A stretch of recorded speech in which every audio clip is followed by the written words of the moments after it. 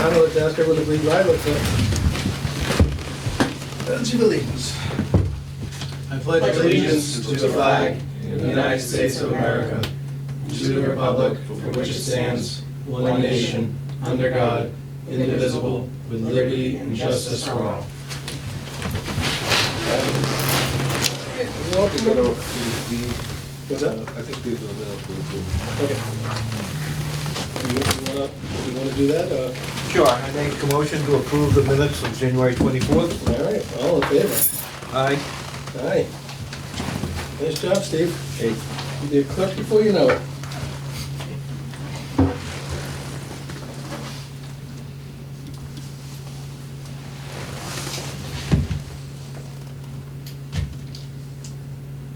How could I forget the date? A little hard on, a little hard on. All right, well, welcome everyone here to the Water and Sewer Commission's meeting. We'll start things off with superintendent's updates. Thank you. We'll go back a little ways. We'll start off the end of last month. We were able to finish the targeted distribution system flushing and remove the fire hydrant bleeder assemblies that we had in place.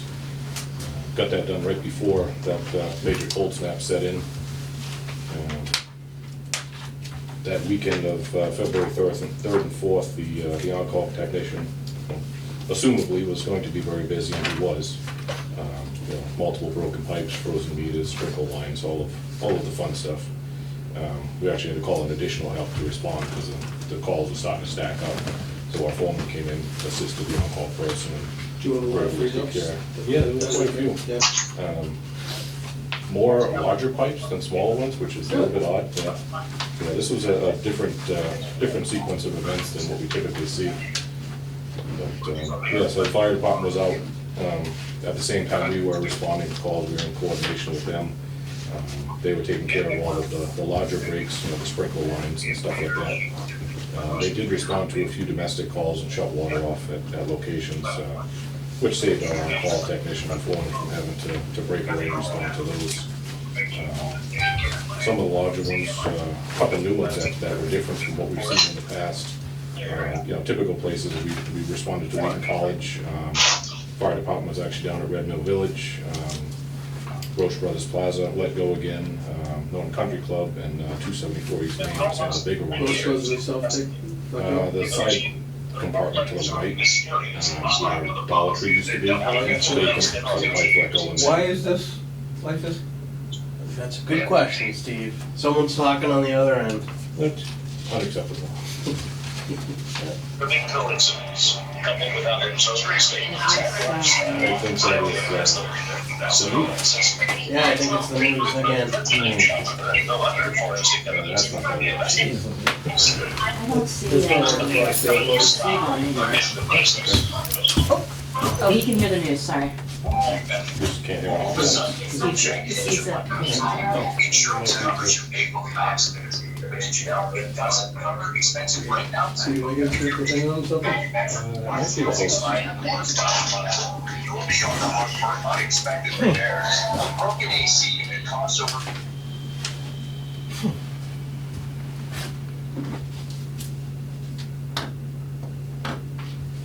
That's quiet. Wouldn't let us do that last time. Nice job. Lucky. Good job, Joe.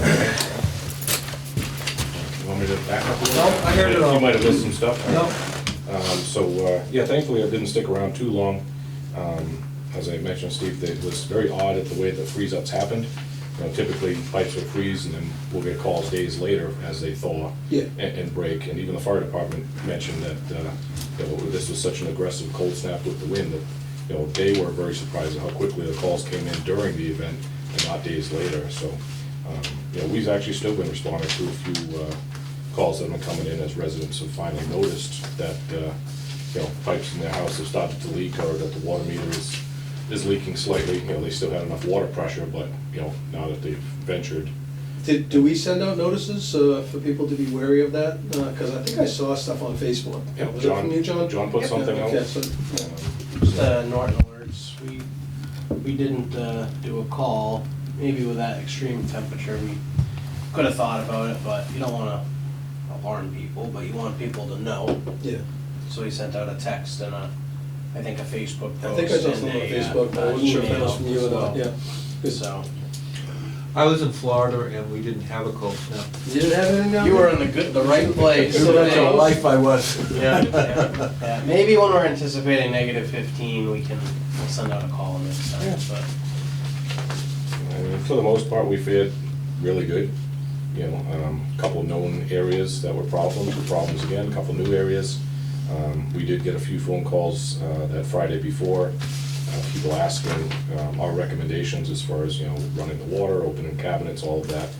And everything was passed along to them, same as what they found on the news and what was post. You know, we did actually track the changes in the water use, so people were using the additional water more than likely to run their faucets and stuff.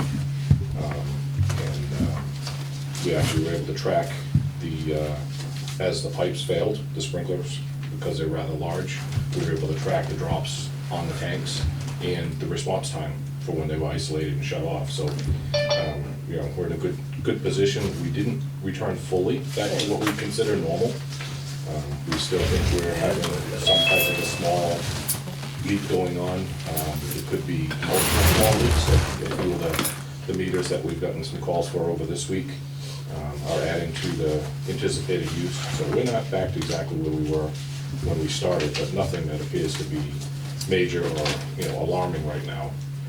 So we've had people out checking. You know, we have a list of vacant homes, we have a list of foreclosed properties, we have a list of hydrants that don't drain, all the stuff that you check, that we haven't had to check because we haven't had a winter. So, but we've been watching those and. So we didn't have a broken water main? Nope, we did not. Yeah, say, Steve, what happened? Sorry, I made a mistake. Can I retract that? Hi, Jim. Hey, Jim. Hey, Jim. What's going on? James, Sorry I'm late. happy Valentine's Day. Yeah, happy Valentine's Day to everybody. So like I said, we monitor the usage and the tanks really closely with the SCADA system. It's amazing how accurate it can be. Oddly enough, the on-call facility operator this past weekend noticed that there was an abnormal use in the tanks, and thankfully it only lasted about 15 to 20 minutes. Come to find out, a couple hours later, we got a call from the distribution on-call tech who was responding to dirty water complaints down on Fordham Drive. After responding, opening up the hydrant actually cleared up really quick. He then spoke with the resident that called, and to our surprise, we're told that the fire department was actually out flushing hydrants earlier that day. I saw that on Facebook. So they weren't flushing hydrants, they were actually doing a pump test off of their fire truck to train a new member of the department. They don't tell you that? They don't? No, we've worked on having coordination with these events in the past, and it seems like if certain people aren't working that day, it gets forgotten about, so. Spoke to the deputy chief about it again, asked if they could get the on-call into the captain's hands or the shift commander's hands so that we could at least be notified. You know, if there's training that has to be done, they forgot to notify us, at least give us a heads up. You know, we can maybe direct them to a location in town that's not as heavily populated, like Fordham Drive. You know, When was this, I believe it was either Saturday or Sunday, I don't remember what day it was. they did it on a weekend? Yeah. Yeah, so unfortunately, we thankfully only received the one call from the resident, but we don't know how many other people were affected, just didn't call. So again, the hydrant cleaned up quick, great news that we see that, and you know, our foreman Chris explained to the resident what to do to flush out their house. They'd already started the procedure, and you know, it was already starting to clear up. It was just a big nuisance to have, and you know, a shock to us to hear that the fire department was actually out flushing hydrants, and we knew that wasn't the case. So we'll continue to work with the department and the powers in charge to see if we can keep these isolated incidents and training certain things to certain locations, but unfortunately, the past few times that they've been out for similar events, it's always been in a populated area, which has created an issue.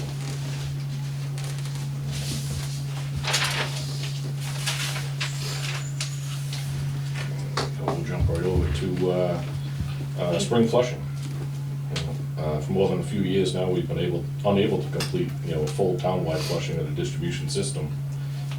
Each year it's either been partial or modified or non-existent at all, and relying on flow tests to remove sediment and debris from the system.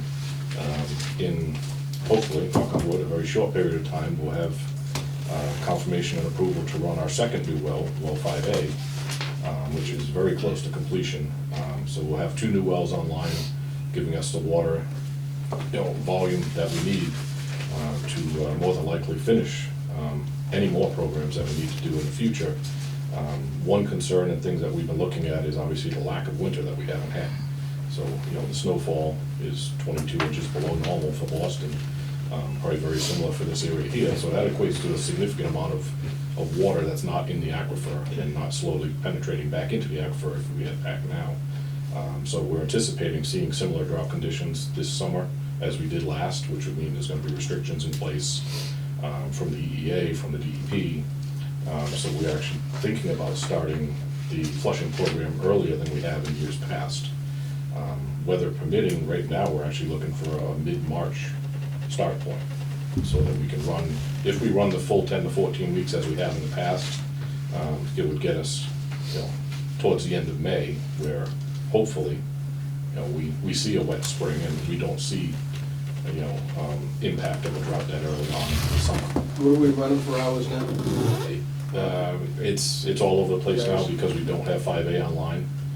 So we get a mixture of, 6, 4, 1, 3, and the tanks just flip-flopping back and forth.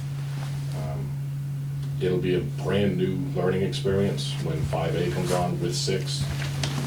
We are going to go back to some old numbers that we used to run when we had 5 and 6 at their max capacity, like 10 or 15 years, and see if we can put the tank roll into the effect for the weekend operation as well as during the day. Sometimes we had 2 starts, sometimes 3, depending on how quickly we change the tank levels.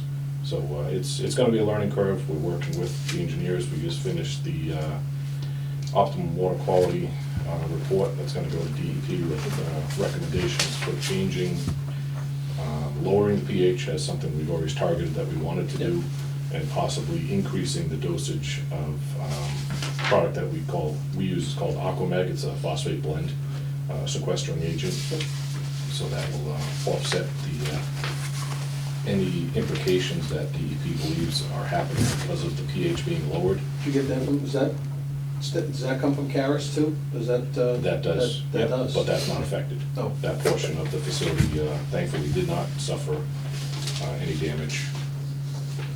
So typically the flushing program in the past would take 10 to 12 weeks, sometimes a little bit longer.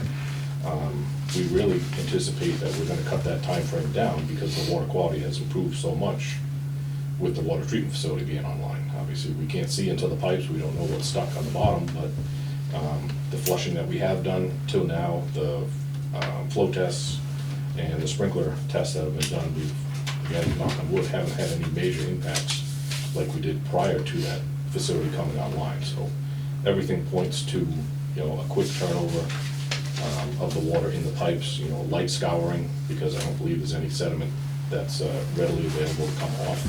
And John, myself, and the treatment operators are gonna actually have a conversation in the very near future with Ben. He's the one that worked with us to do the unilateral flushing program.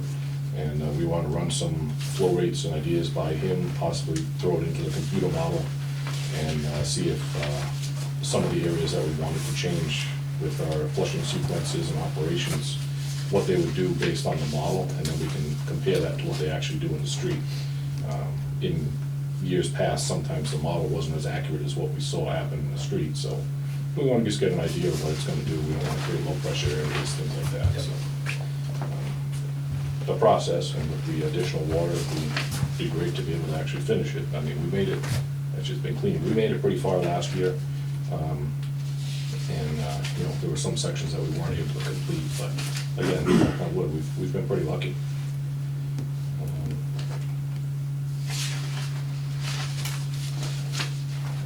Meter testing requirement.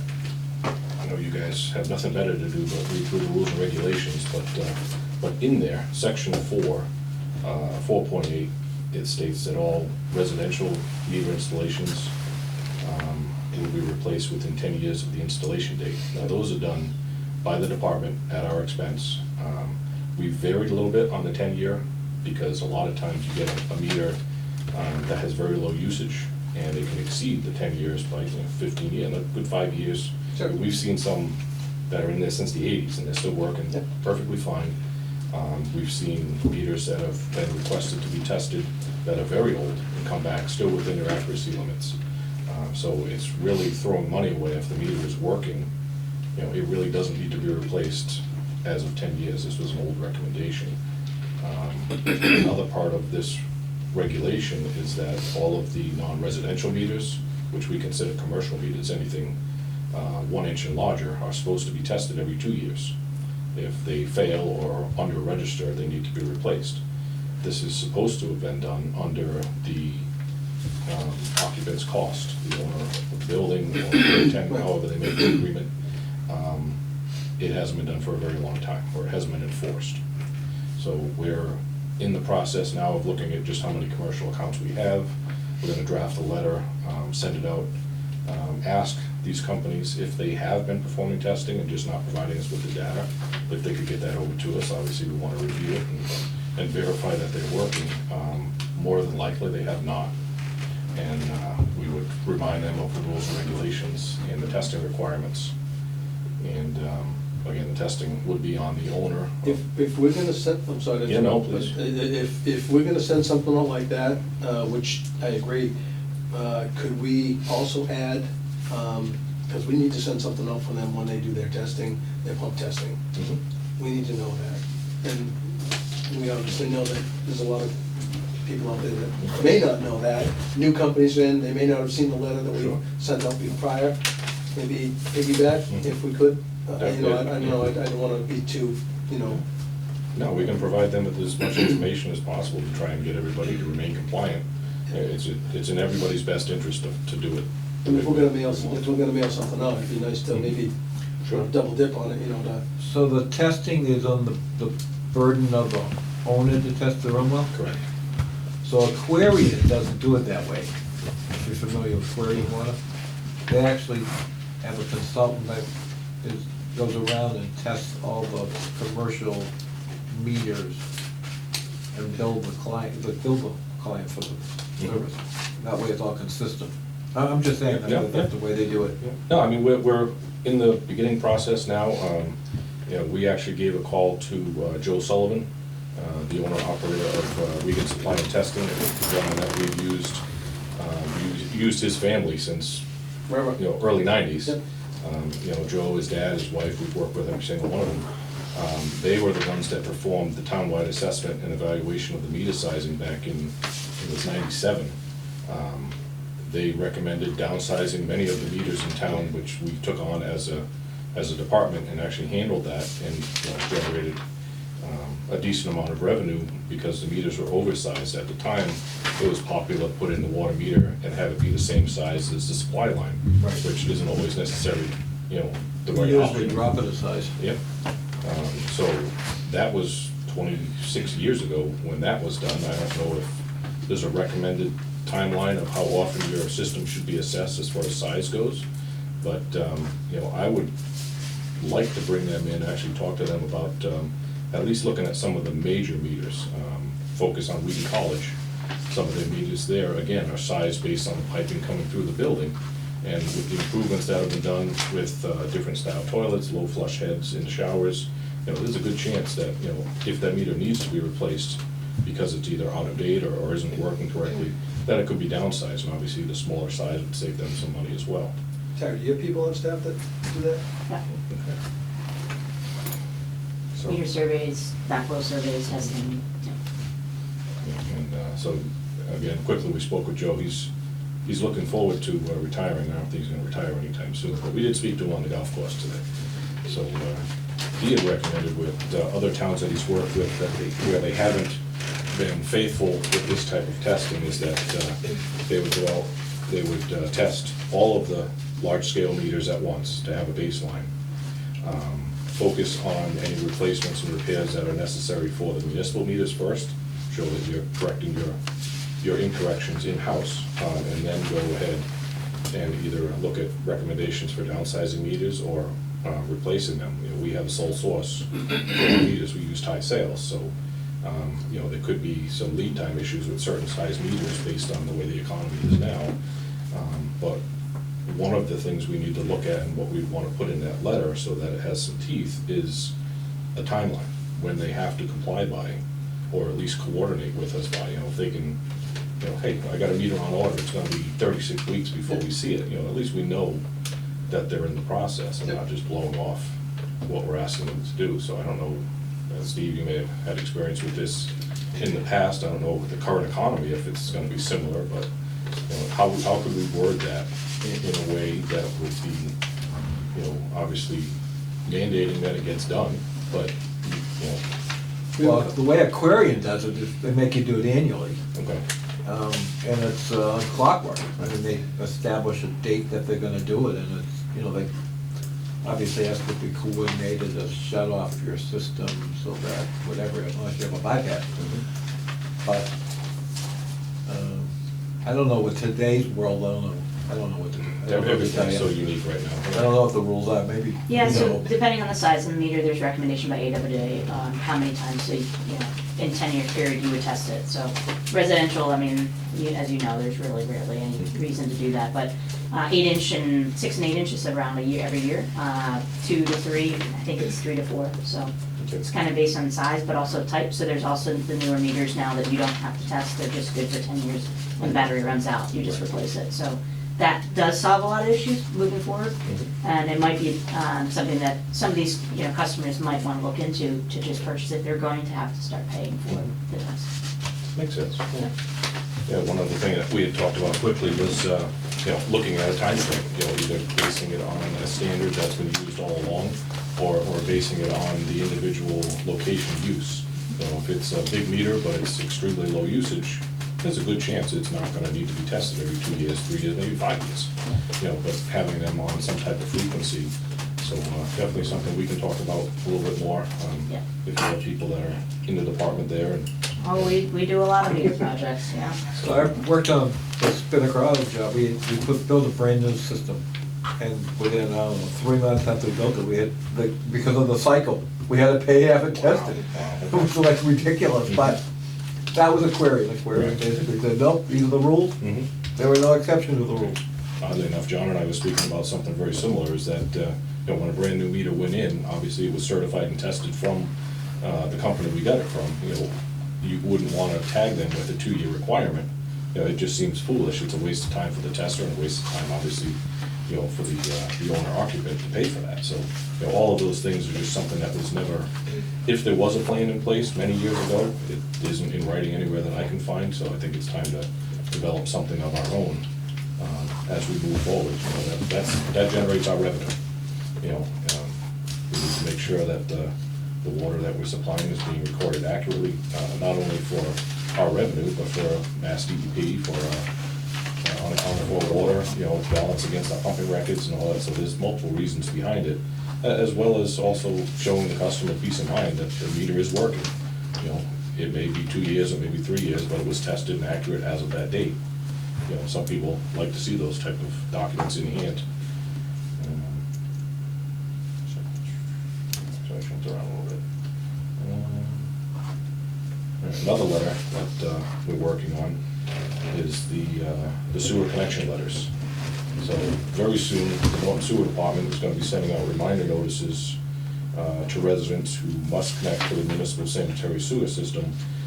It's actually by the end of this year, December 2023.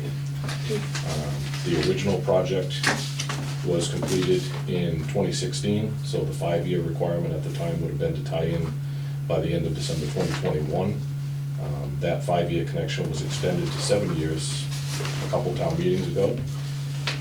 So, that 2 years quickly has already turned around, and will be up the end of this year.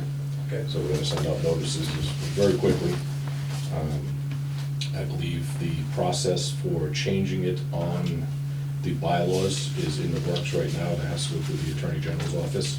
So if somebody was to reference the current bylaw, it still says 5 years. So it's gonna, it would show that it will be changed to the 7, which was talked about at the town meeting and voted and approved. How many people that affect, you think? There was a small number of those. Brooke, do you remember the number? Yes, It was- so 6 still need to tie in off of Plain Street. 6? Six. That's it? Yes, Oh. yep. On There's Plain 11 Street. houses total, so 5 already tied in. So we will be sending this letter to the house where they put the solar farm behind the LG. There's a house that was purchased with the land accompanying it. They still pay a minimum bill for their water connection to keep it active to the property. We don't know what their intentions are with the property, if they plan on tearing that house down, making more of a parking lot, or if they're gonna fix that home and rent it out, sell it, whatever they're Is it gonna do. empty now? It is empty, it's vacant right now, correct, the Okay. water's off. So, Lights are on though. lights are on, yeah. Really? Yeah. People living in it? No, No, it- but I drive by every day at 6:45 and the lights are on and stuff, so. and there were some random addresses that we actually found in a file, that letters have been served to previously with this same connection date. Okay. Not for this location, so we were still investigating that to see if any of those were connected, or what the reason that they may not have been connected actually is. Okay. So there may be a few other letters that need to go out. We'll update you that. 7 once we- years already. Once we know about it. Yeah, that seems to be how quickly the time is going by, it's amazing. But that is all I have. I know I forgot stuff. We received another correspondence today from DEP, basically saying that in all schools and daycares, they want the lead level to read no detect. I think we had 1 or 2 that were .001, a .02, a .03, and a .04. The limit's no, I'm sorry, so it was .004, .003, .002. The limit .01, 0.015. So basically, our highest lead level in it, and I think it was a daycare, was less than a third of what the action level is for lead. And they're really gonna start coming down hard on lead in schools and daycares, which, I mean, is good, but they don't really give us any teeth to, they say, well, it's recommended that you do this, but if you don't wanna do that, if it's not above the action level, you don't have to do anything. So, it's just kinda, for them to flag it when it's clearly under the action level by a large amount, it's just getting more and more strict, so. When you get that letter, today? Yeah, I came in late this afternoon. So is that sampling done at a faucet or a water fountain? Or Faucet. those water fountains don't exist in Fountains schools don't anymore? exist anymore. Yeah, they potentially could drink out of. Yeah, it's a sink in the kitchen and sink in the nurse's office, usually. And like I said, I mean, that's a, basically a .001 is the lowest detect limit there is, and they want non-detects, so.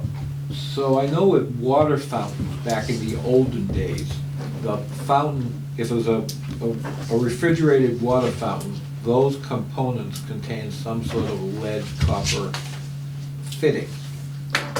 So when we were in Randolph, we actually tested all of them, and we actually tested water fountain, any we detect, we replaced it for the school department. I mean, it was, nobody was doing that at the time, but I was determined to get the lead out of the school system.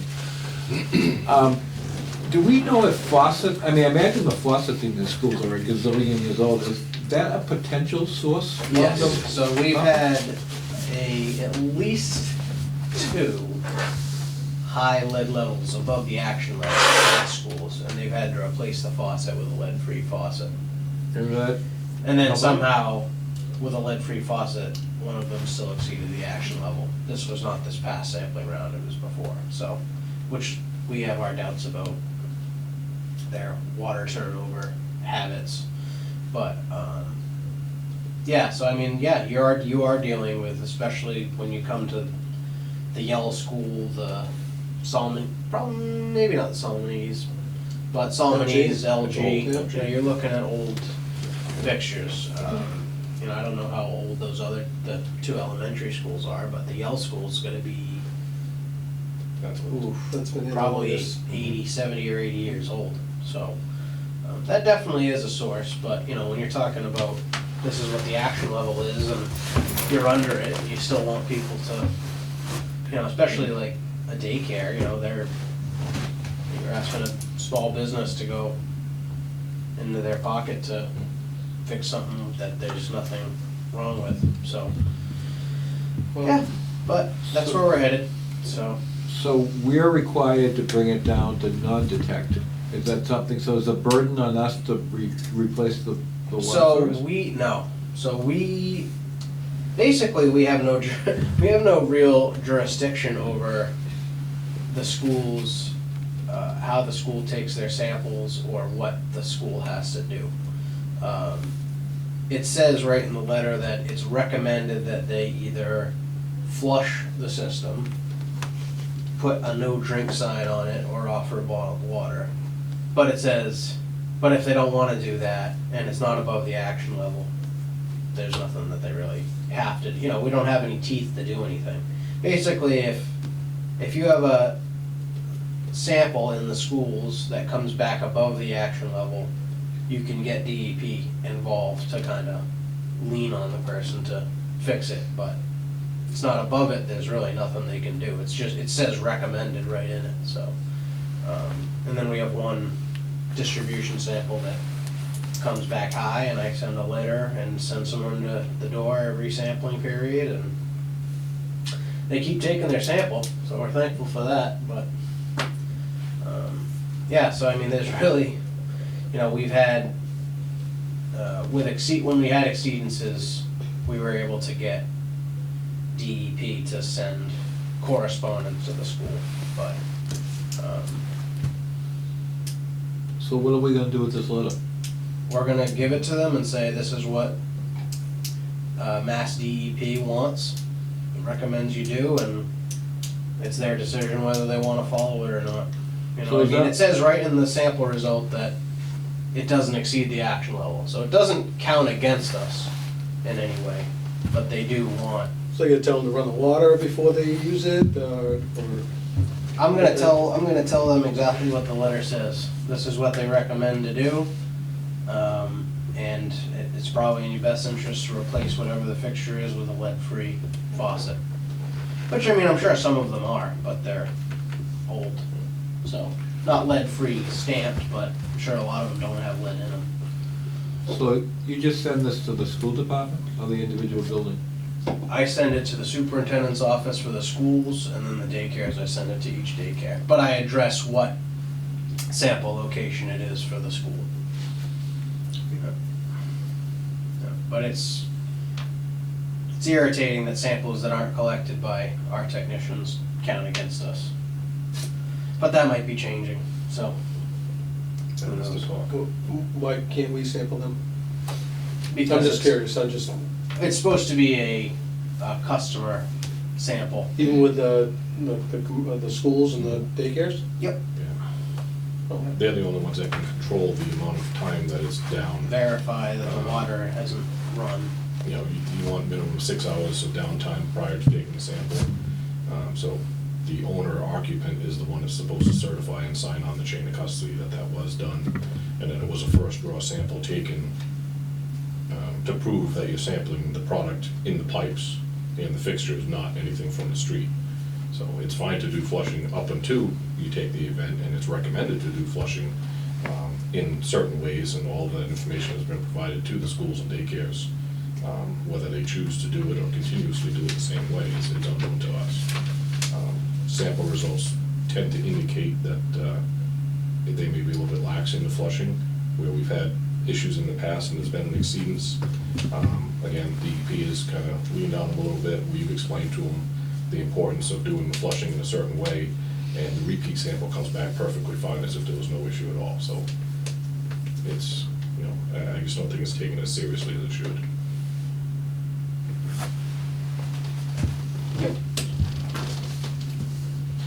But other than that, I think that's pretty much it. Thanks, Sean. Thanks, Frank.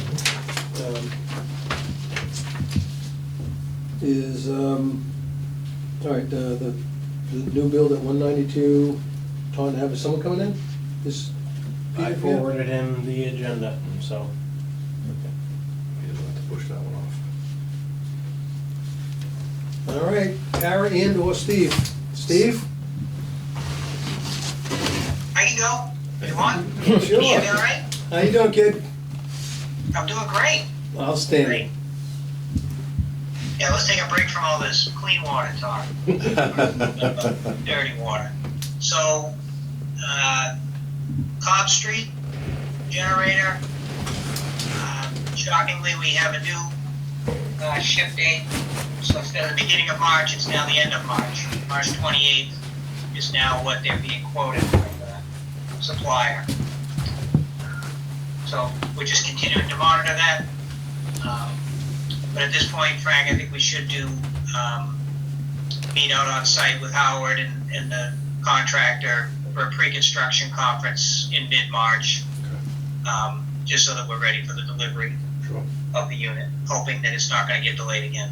So, so that's where we're at with that. On Holly and Knollwood, we've since the last meeting, we've executed the notice received was issued, and we've been doing shop drawings. I think we're better than halfway through all the receiving all the submittals. So hopefully, in the next couple of weeks, we'll have all the shops done, and they can start ordering the equipment for ordering the generators for those two stations, and then we'll be in the queue for that. So those are the two ongoing projects. I think the biggest thing I wanted to talk about was the Elm Street design. That's probably the hottest thing right now. Since the last meeting, the MassWorks grant, basically the contract came through, so the town has executed a contract with MassWorks for the $320,000 grant, so they can start drawing the money down at any time now. And then in addition to the MassWorks grant, we still have the another $200,000 grant through the Economic Development Bill that, to my knowledge, is good to go. I do have to circle back with Mike Units, but he had submitted all the paperwork, and then there was just some financial information going back and forth between the Economic Development staff and the town. And my understanding is once that's all approved, that money gets sent to the town, and then they can spend it as they go for the design of Elm Street. So anyway, those two grants should be in place.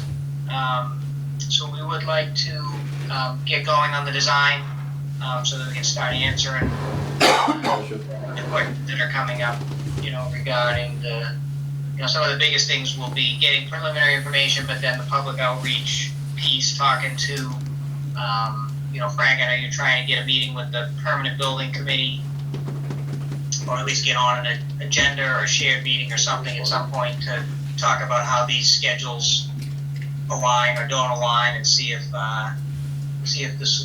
we can have a shared solution, some way for the wastewater disposal needs there.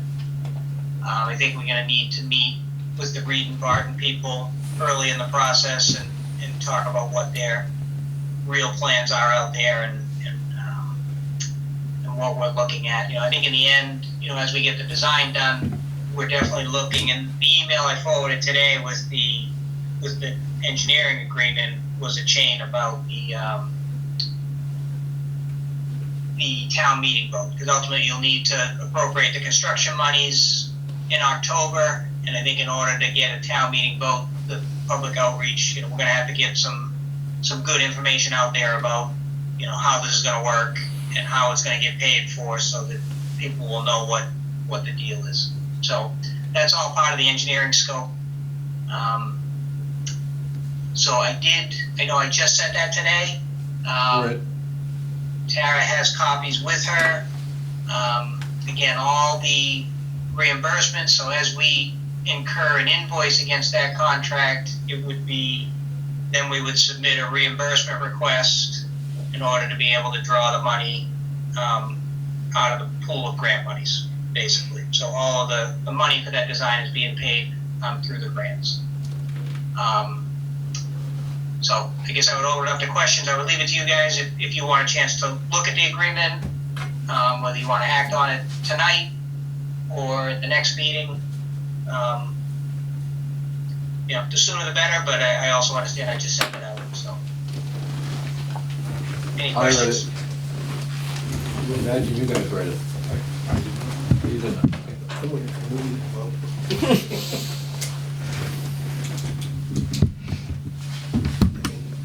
Do you have any questions, since you, No, looks okay to you?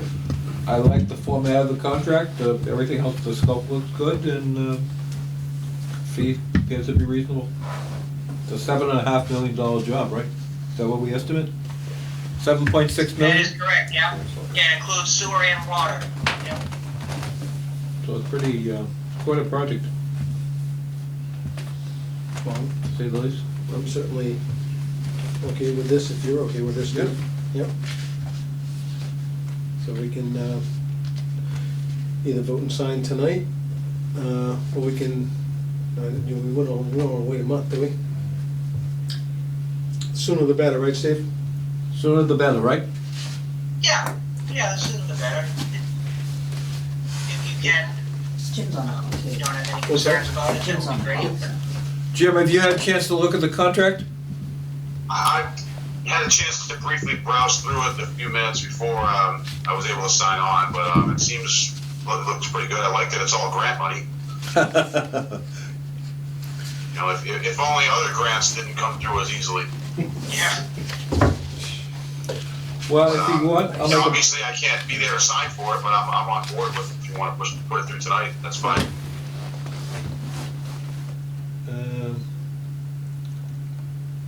so make a motion to, for us to get into agreement with Weston and Sampson Engineers for the design of Elm Street Sewer and Pump Station project for a fee of $520,000.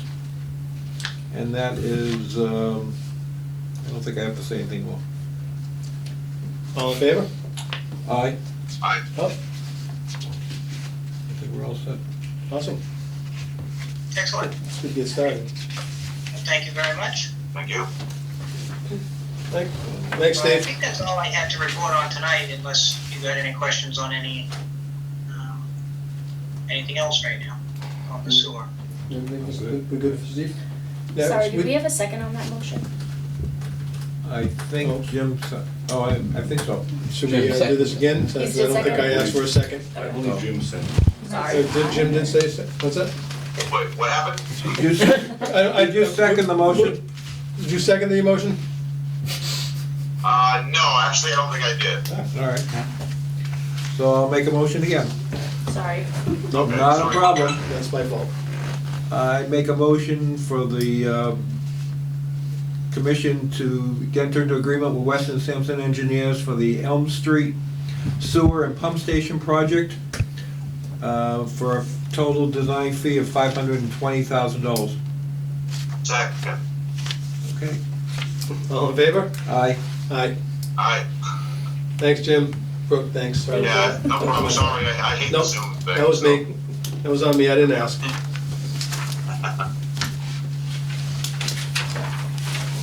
That's good. All right, well, while we're signing this away, Tara? Great, so I'll keep this relatively brief. As Frank mentioned, we We met with, actually, this morning, just to confirm, we sent them the draft optimum water quality parameters reevaluation. So if we kind of recall, 2017, we had put together a letter notifying DEP that we recommended kind of a lower pH. They went back to an older report from the 90s, said, let's keep it up around 8. We've gone through, went through a bunch of this information already before we provided with our summary on THMs, and just went through a bunch of the data, and just more or less like as Frank said, the recommendation is 7.2 to 7.5. Keep it in that range, and then to increase the ortho dose a little bit at the plant. So we submitted that today and sent it to DEP, and we're going to wait for feedback and comments. But there's some good data here that we feel that this is a good decision all around, and that'll also help with just the overall general water quality for the system. So I do have a copy if anybody did want. I can also just PDF it to everybody if they want to see it. And forward that to you, but there's a bunch of graphs and data in here for everybody. So the chemical we add, the phosphate, is to chelate the metals and things? So- Is that right? Yeah, so you guys are dosing at, you're dosing at the well site separately from the treatment plant at a different dosing rate. And the whole goal there is, so there's, there's a lot, obviously, nothing really coming out of the plant at this point. If you have the filters, so that's treating the iron and manganese there. But then everything that's kind of at your raw water wells, so that's still coming out. So that's one of the dosing recommendations there, still to keep that. But the biggest thing is really, there's not really a need to be at a high pH at this point. So, and that was the main whole point, that we went through a 1-year study and just collected all the data to kind of indicate that there's not going to be any corrosion control issues and the lead and copper is concerned. So, or at least above the action level. I mean, you guys already, we talked about the school, so I don't want to get back into that. But, that's just working with them, and I think that we've got some good results recently. So. But overall, so the other part of it was a real concern with the THM formation in the last year, and that was another thing that we just kind of were pushing it all together to kind of create one overall optimum water quality and take a look at that. So, so we've got a few data points in here, and just kind of take a look at it. We can give an email to everybody so they have it. Yeah, that'd be easier for me. Yep, okay. And we obviously talked with Derek at the plant and got a lot of his data and ran it through that. That's what we just confirmed this morning, everything sounded good, and it's what we've been talking about for the last year anyway, but at least the data backs it up at this point, so that's the positiveness of that. The other projects, so White Street, we're kind of obviously in winter hiatus. We'll kick back in with them spring at some point, just checking in with them. Usually what historically we've done is we wait to do final paving until school's out. But we'll take a look at that, but they do still need to do the final paving, so we'll let the trenches settle over the winter. I did provide some record drawings, so we've got the as-built for the full-size set of plans and then the individual service type cards to Frank, so we're just kind of in a holding pattern right now, and Frank did process the change order to pay estimate that we had approved, assuming everything was signed off on the gravity. We worked that out in the last couple weeks since the last meeting. Sorry? Actually, it's only been a couple weeks, right? This is the first month, this is, so. And then, so that project pretty much will probably be on hold for the next 2 to 3 months, so if any complaints come in or any concerns, just let us know, we'll keep us posted, and we'll either feel free to contact Gravity directly, but we can do that too. I think everything's been buttoned up, at least for the winter, and, Yeah, it looks good over there. Great, excellent. We've mentioned South Worcester Street, so we're ready to sit down with you guys. I'll talk to you about some dates for next week, maybe we can come in. We've got our draft plans ready to go. We've taken a look at the railroad crossing, and I think our best bet for that, based on cost alone, just so we don't have to do any kind of drilling underneath that. Our recommendation would be to just clean and line it, structural line it, and save a few $100,000 that way. It's a existing 8-inch pipe, we believe, at that point. We can do some test fits and just double check, but the model indicates that small stretch won't be a significant, we model the whole stretch along South Worcester to be roughly a 10-inch. What kind of pipe is it? It does change, but in that area, we believe it's cast iron. Okay. So we can go with the structural liner or the regular clean line. Isn't there a requirement it has to be some sort of iron underneath the railroad crossing or something to that effect? Whatever there used to be when you guys first installed that, probably there was, I don't know what the rules might have been then, but there is, if you're going to replace, You know, the typical aspect is it's kind of bore through and kind of have a casing pipe, and there's a minimum to that, and it's a 36-inch. So when you start taking that up, and that road's pretty narrow at that spot. So if you start with a 36-inch, you can either go with an easement, pull it out of the road and rework it, and we can spend about 1.5 years with the railroad trying to go through permitting. Or we can just kind of, we could do a 36-inch straight through casing pipe, which we would recommend putting a couple other utilities in there, or at least. Can you pipe burst it? Not with, I don't know how deep it is, but typically, depending on the soil conditions out there, if you're gonna pipe burst and try to increase the size, or even if replacing pine, you're gonna have the path of least resistance is gonna kind of push the pipe and soils upward, and you don't wanna mess with the railroad tracks. So Yep. they'll, no matter what we do, they'll probably put measurement devices out there I understand. to check, to make sure there's no disturbances, but back in the day, 50 years ago, probably would have just dug it at night when they weren't running the rail and gotten it done. But nowadays, you have to go through a process, and obviously, you know, we have to do a permit, so that's kind of what we wanted to talk about with Frank, and just sit down. The rest of the pipe, the question is whether or not we want to, you know, do a longer stretch of it and do a little bit more cleaning and lining, or if we want to go the 10-inch, or if we want to do replace and abandon in place, or, you know, remove and replace in certain stretches. So the gas company's on one side, you guys are on the other, and it meanders. So we just wanted to sit down and make sure we're putting it on the plans the way that we want to go for it. But Okay. the model does indicate that that's not a big deal. You got a 12-inch coming right up the street there at Barrows. Barrows. And so that's, and then it comes down, I think, to 12-inch, and then it reduces to 8. So we've got some good diameter there, and on the back end, you have actually some interconnections there with a bunch of 12-inch down further on South Worcester. So no, I'm not concerned about 100 feet or so of 8-inch either way. I mean, actually a 6-inch would have been fine too. How but far on Southwest, are you talking about the whole road, or? you Going talking all the about- way down to Barrows to Parker Court the Parker Court. is what's slated to be replaced. I forgot, 4,900. Where's Parker? Linear feet. Going towards Rehoboth, that way? Follow South Worcester down as you're heading towards Cisco. Yeah. There's that little cut through road Oh, that gets yeah, you to yeah. John Scott, that's Parker Court. Oh, I was okay. gonna say that, that's bigger than I wanna have in my plan. So we had already replaced water main from in front of the Cisco building up to that intersection. There was a problematic area there. So we'll be connecting into that. And oddly enough, there's a small stretch in front of the old Hall Smith that's still AC pipe.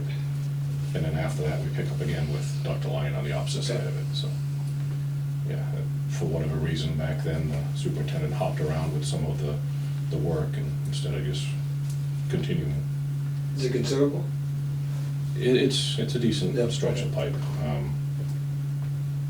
At the time, it had a lot to do with the impacts that were gonna happen to Cisco because of trucks coming and going Sure. late hours of the night. So that was taken into consideration back then. Okay. Yeah, I think towards the end, you've got some 12-inch, but on South Worcester, it's 6, it converts to 8, it's kind of a The little portion that we're hodgepodge looking down to there. replace Yeah. is a mishmash of different materials, Okay. pipes and all that. You're putting 12 in? 10. Well, that's what we wanted to Yeah, talk that's a what little we're bit about gonna too. talk So, 10's not, I mean, it's not typical, but it is, you know, now that we've been talking a lot about the THMs, The it's, volume is an issue. yeah, about a mile of pipe, it's not, it's, you know, so that's where we can talk a little bit more about the 8-inch, because you do have another feed that could be, you know, and if there's not any, you know, significant industrial thoughts on that roadway, then there probably isn't a big need to do that, so, and that just gets back into kind of if you wanna do, yeah, I mean, any kind of, you know, trenchless technologies versus, open cut, but, we'll have bypass if we do one different option, so. Okay. At this point, we've got our existing survey, there's not any existing plans, so we kind of, obviously, the water department had to go out and mark it out for our surveyor, so,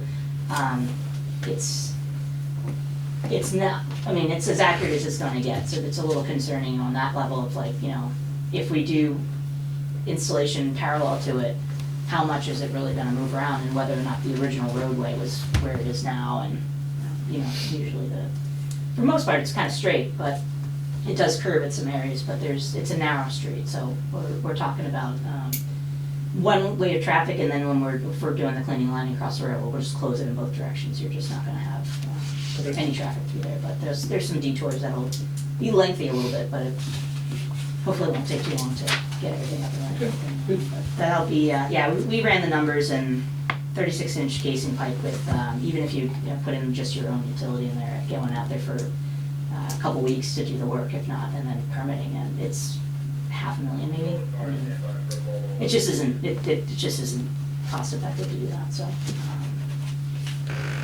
And I think the water main is kind of almost in the middle of the street in that spot too, so it's a little, it's not. It's in the travel lane. Yeah, so, but, and we want to do this work this year, or at least go out to bid and not be in railroad permitting madness for a year and a half, which tends to happen if you're going to do that, so. They say 3 months, but that's never, Never. yeah. And hopefully pipe will be a little easier to get by then. Yeah, and you have the right, street right away, which is great, so that's, if we wanted to go through an easement and collect more, you know, it's just, that's another whole department and a lengthier time, so. So we'll sit down, we'll go over it and take a look and discuss what's, and your guys have, you know, seen a couple of the spots, obviously, along the repairs over the years, so we'll talk it out, but, yeah, I'd love to just kind of sit down so we can start, finalizing and then get our permit to the railroad in there, you know.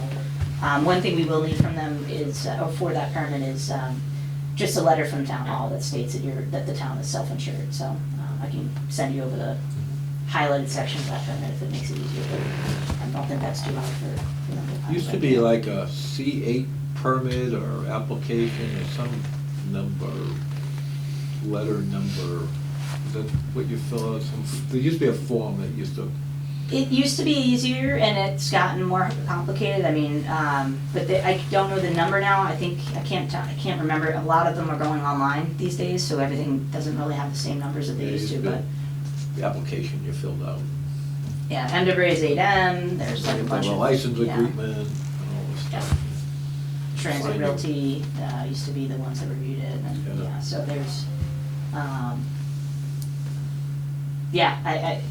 I was trying to work on an easement. I don't even know if they ever still got it. That was 6 years ago. So I think they just decided to go another street and move around it. So.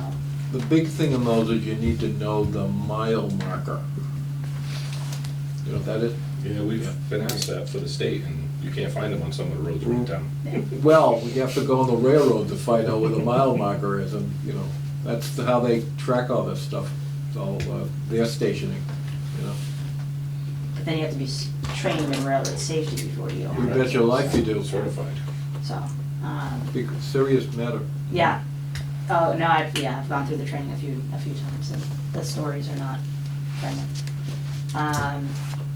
So, yeah, so we'll love to sit down with you, and then obviously we have the local conservation commission to get through too, but that's, the longer term one is the railroad permit that we really kind of want to wrap up and work on that. And East Hodges is pretty straightforward too, but we want to talk a little bit about that location wise. And That's not a state highway, or is it? no, Oh, nope. good. And the railroad actually, I think is it even once a day? At least once a day. Is it once, okay, okay. Well, they use that? Yeah. Oh, yeah. Usually about 4 in the morning because I hear their horn. Yeah, that's the one. Bellows. Yeah, great, thanks, Sarah. Yep. Appreciate it. Let's see, the other one is, we have wells 5 and 6. So I know we chatted briefly about it this morning, and Derek, you kind of gave his update. We went through started testing, everything went well. You know, the next thing to do is really just make sure we have all of our paperwork from Dankers. They did a water quality test, we haven't received that yet, but assuming that goes well, and they submit their O&M manuals and a couple other key items before we call out DEP to the site again, but everything is more or less in place. We're starting our punch list, there's not a lot on it. It's, and the new VFD is ready to go, so we just need to get 5A online. We can swap out the other VFD, so fence is up. We'll probably do a little bit of spring cleaning. We will need to get conservation back out there just to approve erosion control removal, but other than that, yeah, it's wrapping up, so I'm hoping the next couple months will be punch list, and then, you know, maybe they'll need to do some loaming and seeding or some leveling over the summer, so that's, it's wrapped up. As I mentioned before, so that's potentially, so that was publicly bid, that's reimbursable through the Auchincloss special funding. We just need to get to the next layer of application process with them for that. I do have 2 items in front of you, for you to look at, actually, and Jim, for you to listen to, I guess, sorry. So I have wells 5 and 6 pay estimate for work completed through, actually, this might be through January, yep. And it's for the amount of $94,382.31. we're recommending payment of estimate number 8 in that amount to Dankerous. And I can do both documents at once. I also have a change order for the next pay estimate. We should do them separately. Separate, yep. Yeah.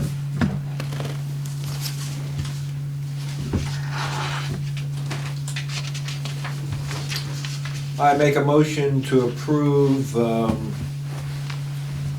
certified payrolls 11 and 12. Is that right? Now, pay estimate number 8. Number 8, I'm sorry.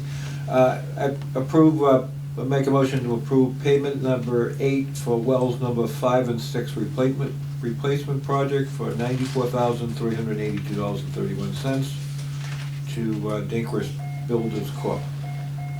Do I hear a second? I'll second that. All in favor? Aye? Aye. Aye. Thank you. Guess I'm gonna be in this. And then the other item is a change order we added on. There's been a temporary pump out at 5A that was conditioned on 5A temporary well to run for the last 10 months while they were doing construction, and also to provide water because both wells 5 and 6 were at a lower capacity, so we need to kind of get out there. That all went through DEP approval about a year ago or so, and Dankerous' sub was working on that. So Frank Sullivan's invoice is on here. Dankerous is allowed to have a 5% markup on it, and the total of the change order for the 10-month mobilization, demobilization, and running and renting for 10 months, the total is $16,590. And is that, we have a budget for that? That's part of your free money through the Auchincloss funding eventually, but it does fit into your current budget too, because you've appropriated funds for this project. It's relatively free. For 10 months, it's not bad. Thank you. I need that. So I make a motion. And it's change order number 2. Change order number 2. I see that right here. I make a motion for us to approve change order number 2 for wells 5 and 6 replacement project for $16,590 for Dankerous. I believe that's who it's for, right? Do I hear a second? I'll second that. Yep, second. All in favor? Aye? Aye. Aye.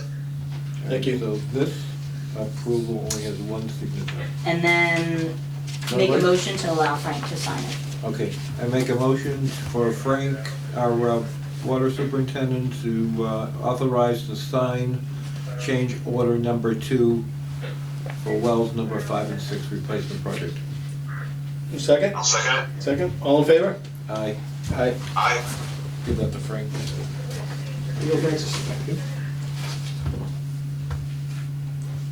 And I think that's it on the water updates. Spent a lot of money here tonight, Tara. We thank you. Steve was the bigger one, but We thank you guys Self-reaction. for keeping us on top of things. yes. All part of the capital improvements. I have a question on Canoe River crossing. Do we have any update? We do not. We Just did not- that, we're not gonna, we're not supposed to take any action on them at all until they get their permitting sorted out, right? There was going to be a discussion with, it was Lou, and I can never pronounce his last name. He was going to meet with Maria in planning, and we were waiting to hear back on how that meeting went. I have not heard if it was good or bad. So the way it sits right now is that we will just wait and see what was recommended. Okay. And they haven't been in touch with us again since your last? Since then, no. Okay. And as I said, I was just, once I thought about it, there was just something wrong with this picture, so. And I think we were under the impression that, as I think you said, Steve, that we were under the impression that permit, he had a valid permit that he was proceeding on, but, and maybe he thinks he does, and maybe he does. I don't think he does, but maybe I'm wrong. Regarding the Red Mill Village recent water complaints, I was thinking that, and I don't know if you saw the response, we had a couple of people who complained to our property manager they had low water pressure. So I reached out to Frank to see whether or not there were any reasons why that was occurring at Red Mill Village.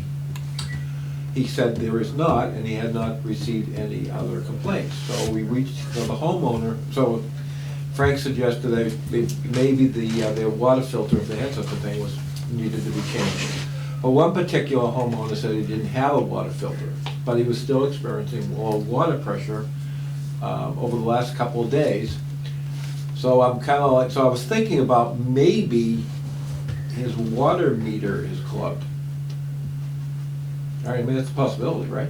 It would have to have some serious debris to clog the screen, but it is possible. I mean, what other, I mean, I live in the same development, I have no problem with my water pressure, and what I did yesterday was I walked around, because you suggested that maybe there was a leak somewhere in the complex, which would explain why there's a water pressure problem.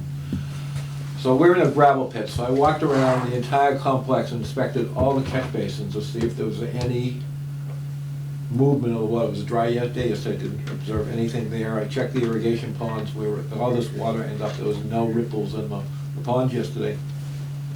That doesn't say anything other than the fact that there wasn't any. It doesn't mean anything. I'm just saying that there was no apparent issues.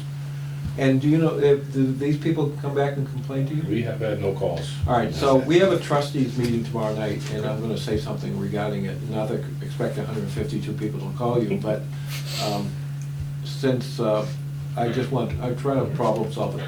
But again, you guys would have to change out the meter or Correct. inspect the meter, right? Yeah, we could pull the meter, we could put a spacer in, see if it works. I mean, there's gotta be a reason why all of a sudden, I mean, the pressure's always been great there, so for it not to be great. Where are these people located? On Carding Road, Are they- on the house side. Okay, so are they near the end of the property, Yeah. or, because that's not a loop, is it? No, That's- that that's all area is it's- essentially a loop, but loops it's a within dead end. itself. Yeah. Yeah. Yeah, it's on the dead end side, but they've never had a problem before. Both of the houses in that area? Yeah, they're all single family Okay. homes. So a few years ago, oddly enough, I was speaking with one of our senior techs. He responded to a similar call down there, and it was actually determined that the pressure reducing valve had failed. The spring had actually failed. Oh, that's a possibility. And jammed also. shut. Sure. It was an adjustable one. He explained how to adjust it and see what they could do, and nothing changed. And I don't remember the outcome if they took it apart and rebuilt it or if they replaced it, but that was the determining. Well, that could also be a factor, again, is that standard in Norton that everybody has pressure reducing bills? They Because really we all should. have them at Red Mill. It is plumbing code that they're installed because of our pressure, but we've seen many houses that are built that still don't have that. Would the expansion tank have anything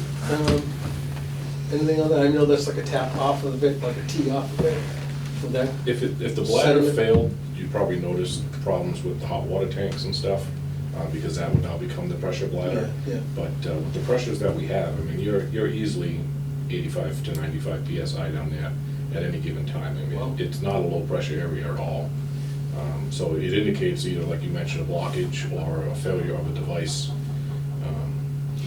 And we had two sprinklers in the attached part of the complex that broke for two separate units.